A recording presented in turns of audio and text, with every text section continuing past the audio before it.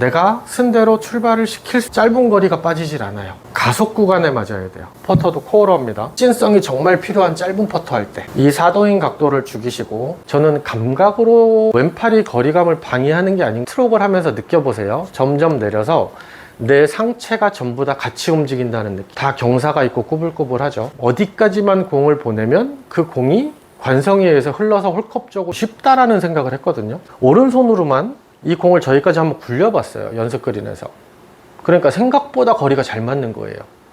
그래서 좀 긴 것도 오른손으로만 하니까 거리가 생각보다 양손으로 할 때보다 잘 맞았어요. 오른손으로만 치니까 조금 흔들리는 거예요. 헤드 무게도 있고 속도가 나고 뭐 여러 가지 이유에 의해서 조금 불안하게 임팩이 되는 것 같기 때문에 어떻게 하면 이제 흔들림이 없이 지지를 할까 생각을 해서, 퍼터 하실 때 짧은 거리도 문대지 말고 타격을 해야 됩니다.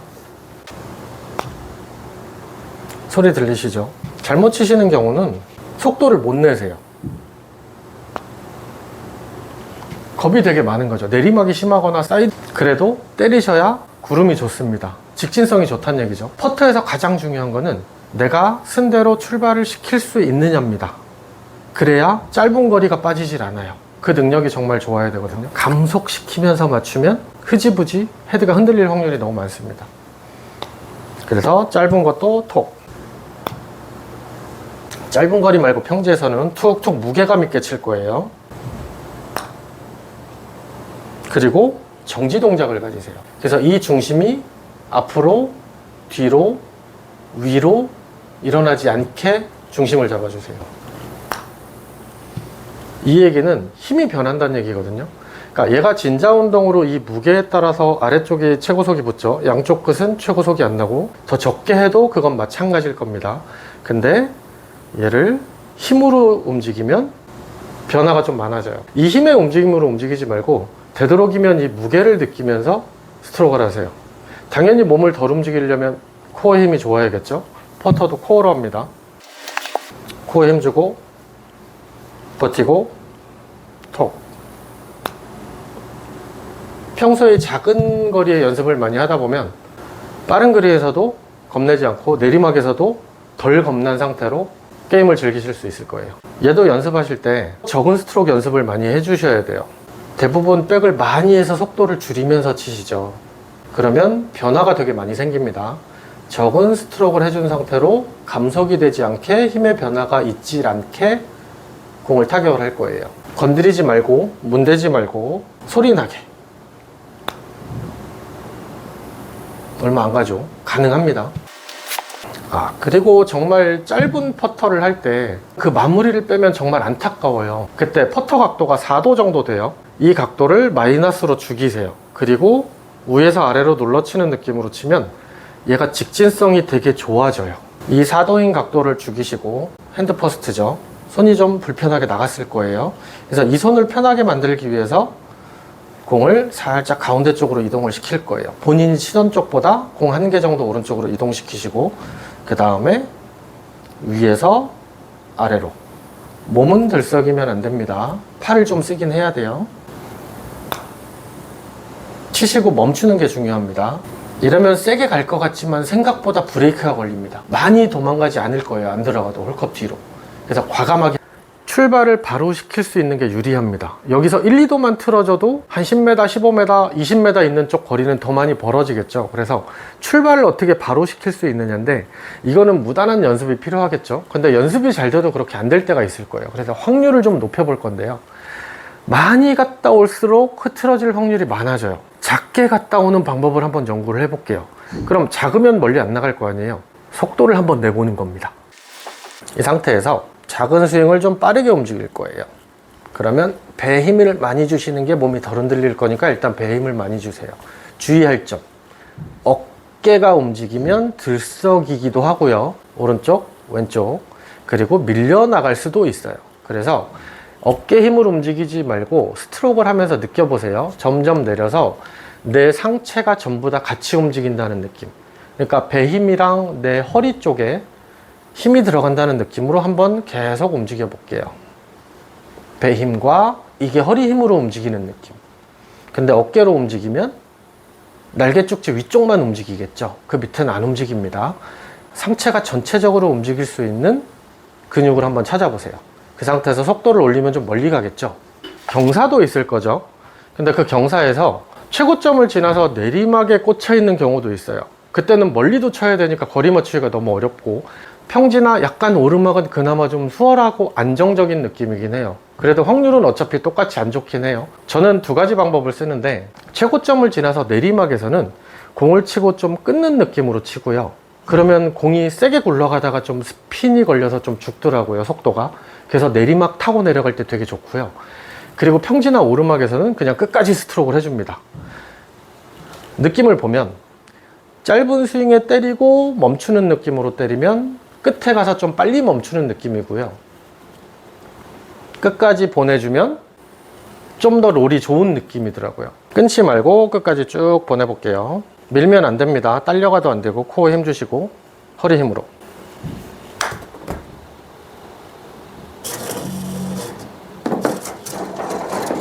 마무리까지 정지하고 있었죠. 이 중심 잡고 정지하고 있는 게 상당히 중요합니다. 이번엔 좀 끊어 볼게요.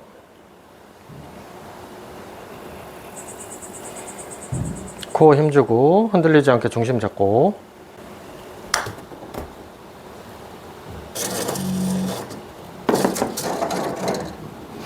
먼저보다 백스윙이 좀 작긴 했는데 그래도 좀 공이 빨리 멈추는 느낌? 저는 그거를 필드에서 되게 많이 느꼈거든요. 여러분들도 긴 거 거리감을 못 맞추겠으면 연습 한번 해보세요. 어떻게 거리를 맞춰야 될 것인가에 대한 고민을 정말 많이 했었어요. 주위를 보니까 걸음거리를 많이 재고, 요즘은 레이저로 찍고 거리를 보고 하시더라고요. 걸음거리를 맞추고 거기에 따른 스트로크를 맞추시던데, 저도 그거를 정말 많이 연구해 봤는데 저한테는 잘 안 맞는 것 같아서 저는 근데 그 감을 어디서 얻게 됐냐면, 그냥 손으로 물건을 굴리는 게 저기를 보내는 게 더 쉽다라는 생각을 했거든요. 오른손으로만 이 공을 저기까지 한번 굴려봤어요, 연습 그린에서. 그러니까 생각보다 거리가 잘 맞는 거예요. 그래서 좀 긴 것도 오른손으로만 하니까 거리가 생각보다 양손으로 할 때보다 잘 맞았어요. 왼손이 거리감을 방해하는 거 아닌가, 왼팔이 거리감을 방해하는 게 아닌가 저는 생각이 들어서 오른손으로만 치기 시작을 했죠. 근데 오른손으로만 치니까 조금 흔들리는 거예요. 헤드 무게도 있고 속도가 나고 뭐 여러 가지 이유에 의해서 조금 불안하게 임팩이 되는 것 같기 때문에 어떻게 하면 이제 흔들림이 없이 지지를 할까 생각을 해서 왼손은 지지 역할만 하기 시작했어요. 그래서 왼손을 지지를 잘 해주고, 그래서 몸을 많이 붙입니다. 그 상태로 오른손으로만 거리를 맞추기 시작했어요. 그래서 한때는 오픈 스탠스를 취하고 거리를 맞추기도 했었습니다. 근데 이거는 감이 좋을 때, 필드를 많이 다닐 때는 괜찮은데 요즘에는 필드를 많이 안 나가니까 예전에 비해서 거리감이 좀 떨어지더라고요. 스퀘어 스탠스를 잡기 시작을 했어요. 뭐 자기 취향입니다. 이 상태로 왼손은 지지를 하고 오른손으로 거리 맞추는 연습을 했어요. 그러니까 얘는 그냥 가만히 있는 상태로 내 배가, 내 상체가 움직이는 만큼 얘는 그냥 가만히 있는 상태로 따라다니는 거고, 요 끝의 감각으로 거리 조절을 하기 시작을 했어요. 그게 훨씬 더 저는 거리 맞추기가 좋았습니다. 그래서 너무 틀에 박는 것보다는 그린이 빠른 데도 있고 느린 데도 있고, 낮에 출발해서 저녁에 해질 때 라운딩이 끝나면 풀이 기니까 또 느려지기 시작하죠. 새벽에 출발할 땐 이슬 때문에 느렸다 다시 빨라지기 시작을 해요. 그거에 대한 적응이 훨씬 빠르게 되더라고요, 저 같은 경우에는. 여러분들도 그렇게 연습을 한번 해보시는 걸 추천드립니다. 근데 필드에 가면 평지가 없습니다. 다 경사가 있고 꾸불꾸불하죠. 그래서 홀컵을 보는 게 아니라 홀컵 몇 개 아니면은 오른쪽으로 얼마를 보면서 거리 계산을 하죠. 근데 그 거리 계산은 출발하는 A라는 지점에서 도착하는 홀컵 B라는 지점까지의 직선거리잖아요.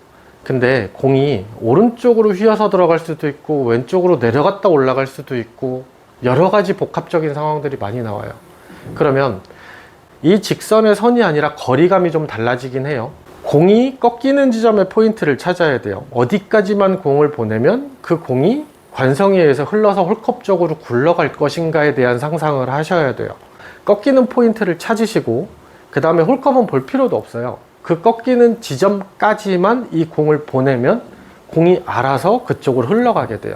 그 라인을 잘 읽어야, 그 라인 쪽으로 공을 잘 보내야 공이 홀컵 쪽으로 가까이 갈 확률이 많습니다.